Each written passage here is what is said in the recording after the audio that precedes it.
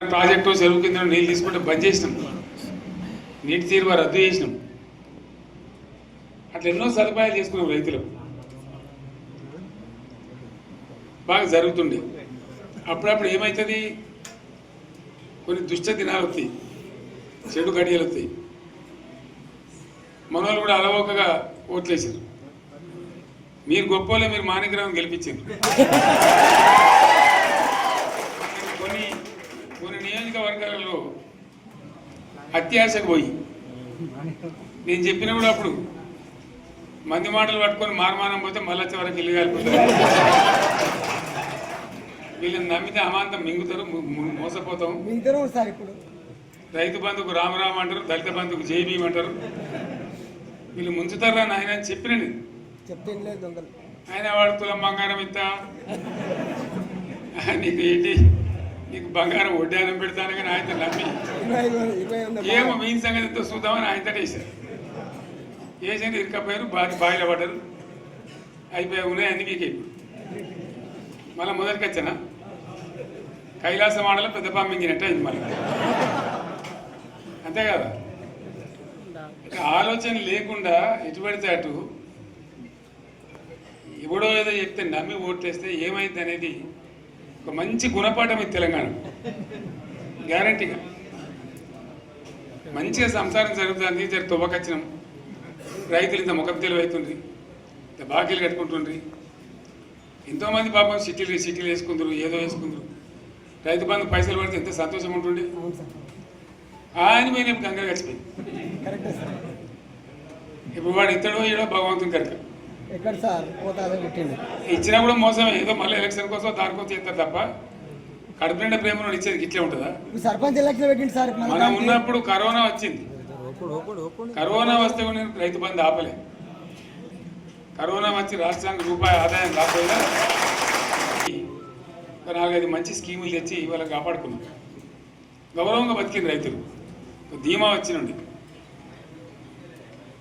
రైతు బీమా పెడితే ఎంతమందికి సాయం జరిగింది. గుంట భూమి ఉన్న కూడా మంచిగా సాయం జరిగింది. చిన్న రైతు కూడా సాయం జరిగింది.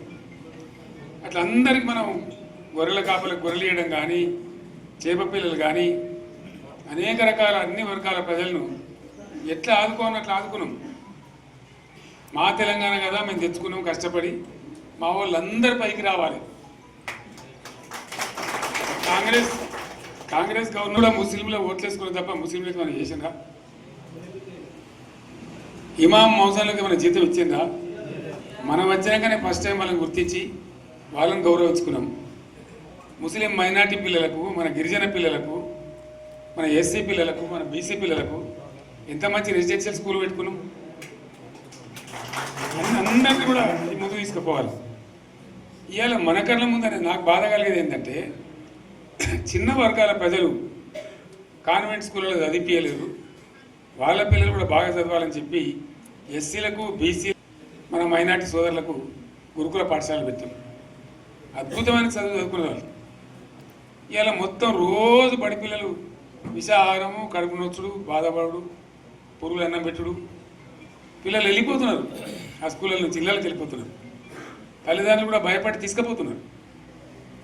ఏం ఘోరం ఇది నాకు అర్థం కాదు. మళ్ళీ ఇది చేసినాడు కూడా ఇప్పుడు మళ్ళీ అదే కాంగ్రెస్ పార్టీ. అంతేనా?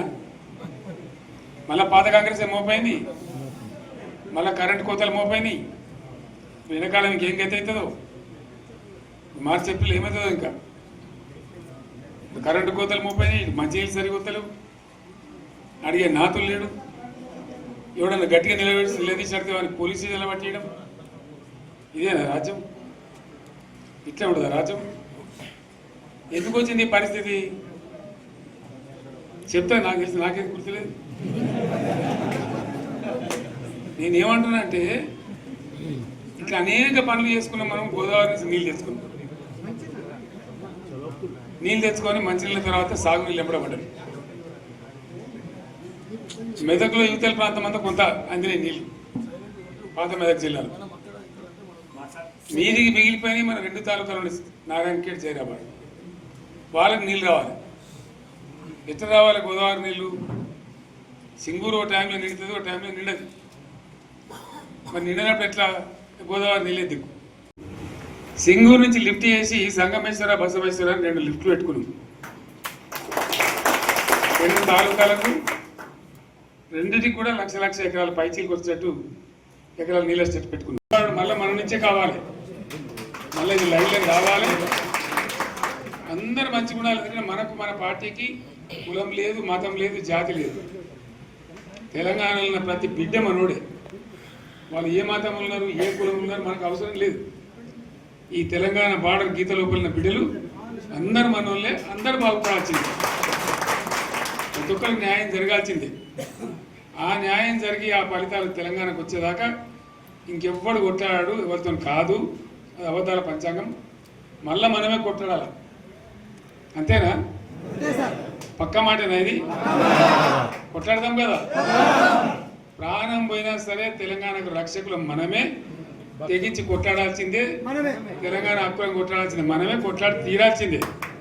అలా రెండవ మాట లేదు. కాబట్టి దయచేసి అవసరమైన సందర్భంలో మీ జిల్లా నాయకులు పిలిపిస్తారు, రాష్ట్రం నుంచి నేను కూడా పిలిపిస్తాను. మీరు సిద్ధపడి ప్రత్యక్ష ప్రజా పోరాటాలు లేవదీసైనా సరే మన ప్రాజెక్టులు సాధించుకోవాలి, మన నీళ్లు సాధించుకోవాలి, మన ప్రజలకు అన్యాయం జరుగుతుంటే ఎదురు తిరగాలి, కొట్లాడాలి. తప్పకుండా ప్రజలకు న్యాయం చేసేదాకా మనం ముందు పోతూనే ఉండాలి. తెలంగాణ కోసమే బయలుదేరిన జెండా గులాబీ జెండా. తెలంగాణను సాధించింది గులాబీ జెండా. తెలంగాణను మంచిగా చేసి లైన్లో పెట్టింది గులాబీ జెండా. భారతదేశంలో నంబర్ 1 అనేక విషయాల్లో చేసి సాధించి చూపెట్టింది గులాబీ జెండా. సరే, నేను గంభీరంగా మౌనంగా చూస్తున్నా. నేను కొడితే వట్టి కొట్టు నాకు అలవాట్లేదు కదా. చూద్దాము.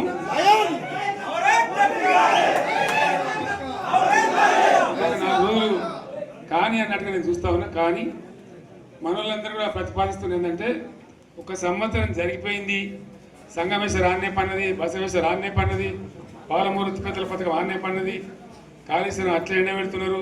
ఇవన్నీ అన్యాయాలని. కాబట్టి ఫిబ్రవరి నెలాఖరులో ఒక పెద్ద బహిరంగ సభ పెట్టాలి. మీరు కథ చూడాలి. జరుగుతూ ఉంది. కాబట్టి మీరు కూడా పెద్ద ఎత్తున దయచేసి ఆ సభకు కదిలి రావాలి. దూరమే ఉండదు.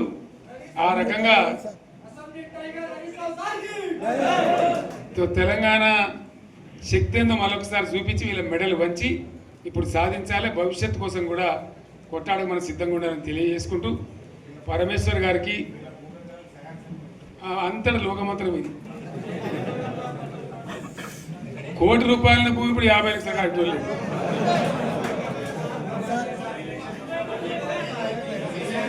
ఈ ఒక్కని బాధ. ఒక ఆయన వచ్చింది మన, ఒక ఆయన ఒక 10 మంది వచ్చారు హైదరాబాద్కి. అందులోకి 2 ముస్లిం సోదరులు వచ్చారు. साहब सोब तबाह हो गया, इफलासी मुफलासी बच्चों क्या दबे होगा। तुम्हारा क्या हुआ बहन, तुम्हारा क्या हुआ, तुम हैदराबाद में तुम लोग हैं। मेरा कारोबार है साहब, मेरा छोटा मोटा कारोबार है, होटल भी है, 70% गिर गया है वो। हर कोई पूछ रहे, हर कोई केसीआर को याद कर रहा है सामान। వాళ్ళు మాట్లాడుతున్నారు. ఎక్కడ ప్రతి ఒక్కరు భూముల ధరలు పోయినాయి, మందు పోయినాయి, మసాలా అన్ని పోయినాయి. ఇంత మంచిగా 4 ఎకరాల రైతు నేను 4 కోట్ల ఆశంగా అనుకుంటుండే. అంత ధీమా ఉంది. ఎంత బాగుంటే హైదరాబాద్ నుంచి అడిగితే కూడా వచ్చి మనం ఇవ్వకపోదాం భూములు, డిమాండ్ పెరగానని. అంత బ్రహ్మాండంగా మారుమూల ప్రాంతంలో కూడా 40 లక్షలు 50 లక్షలు ఎకరానికి ఉండే. అటువంటిది సగానికి సగం పడిపోయి మొత్తం నాశనం చేసింది. వీళ్ళు ఇట్లే వదిలిపెడితే ఇంకింత నాశనం అవుతుంది. కాబట్టి మనం కొట్లాడాల్సిందే. నేను ఇంకొక మాట మీకు చెప్తా. ఎలక్షన్లలో నేను మస్తుగా చూసిన 50 ఏళ్లలో పార్టీలు గెలితే ఓడితాయి. ఇంత మాయలు ఏడాది లోపలనే కాంగ్రెస్ పార్టీ దొరికితే కొడతామని అన్నంత గొప్పగా ఒక్కటే ఏడాది. ఇంకా వాళ్ళ బొంద తెలివికి నిన్న వారి పార్టీడే మంది పెట్టాలి. అదేందో పోలింగ్ పెట్టిన వాడు చూసారా మీరు? ఆ పోలింగ్ పెడితే 70% మనకు వచ్చింది, 30% మనకి. వాడు పెట్టింది, మనం పెట్టింది కాదు. 75 ఇది పరిస్థితి. అదే నేను ఏమంటున్నా అంటే ఫామ్ హౌస్ అంటే ఈడ ఏముంటుంది, వారి ఉంటుంది, మక్కు ఉంటుంది, అల్లం ఉంటుంది. కాంగ్రెస్ వాళ్ళు ఎంత మనిషి చేస్తే పారబడి తవ్వచ్చు కూడా లంగత దీన్ని ఫామ్ హౌస్ అని మనం బదనాం చేసి అంతే కదా.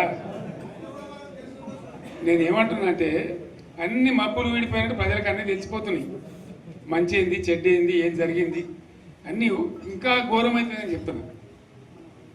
వీళ్ళ తెలియదక్కతనానికి ఏమైంది, నిన్న మొన్న రిపోర్ట్ వచ్చింది. Comptroller and auditor general of India అని కాగ్ అంటారు దాన్ని. కాగ్ రిపోర్ట్ వచ్చింది.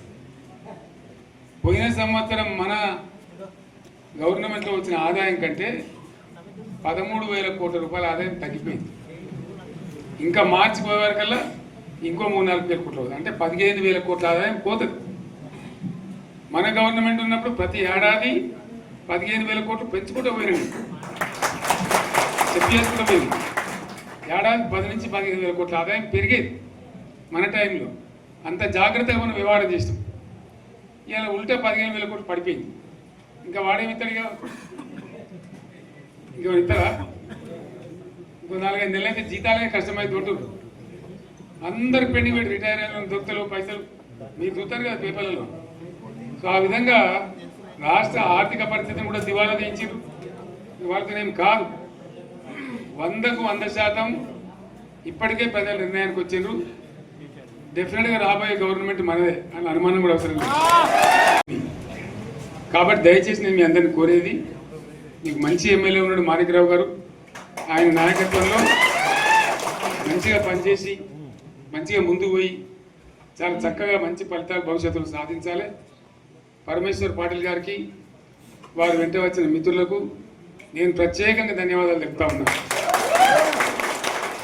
ఇటువంటి కార్యకర్తలు, ఇటువంటి నాయకులే పార్టీకి పట్టుబొమ్మలు, తెలంగాణ జాతి రత్నాలు. తెలంగాణకు ప్రమాదం వచ్చిందన్నప్పుడల్లా ఇటువంటి బిడ్డలే ఎక్కడో లేచి నిలబడి వాళ్ళ మా తెలంగాణని ఆ సోయి చూపెడతా ఉన్నారు. మీరు నడిచిన 140 కిలోమీటర్ల పాదయాత్ర వృధా పోదు.